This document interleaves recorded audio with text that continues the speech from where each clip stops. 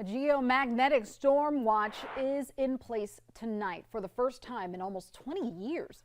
The Space Weather Prediction Center issued the alert solar storms on the sun. Yeah, that solar storm could allow parts of the country to see the aurora borealis.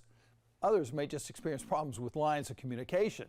So First Alert meteorologist Eric Garlick is breaking down what this geostorm means for you.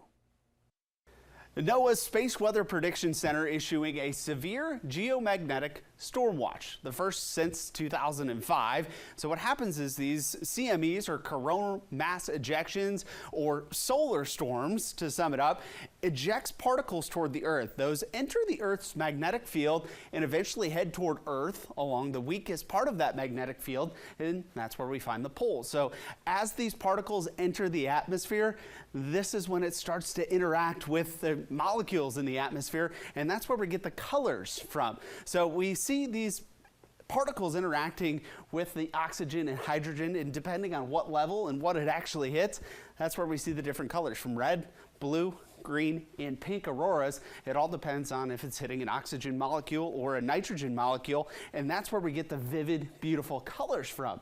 Now, this severe geomagnetic storm watch, again, first since 2005, is in the K8 severe geomagnetic storm category. That means people as far south as really the Ohio River Valley could see the auroras. Now, typically, the further south you go, the further away from the poles.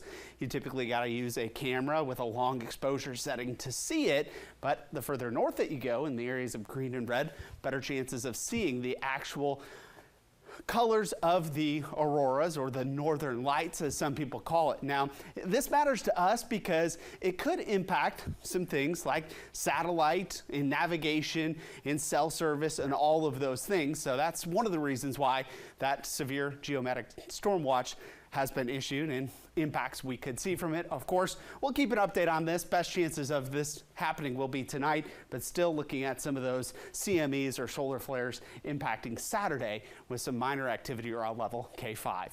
I'm meteorologist Eric Garlick, WBTV, on your side.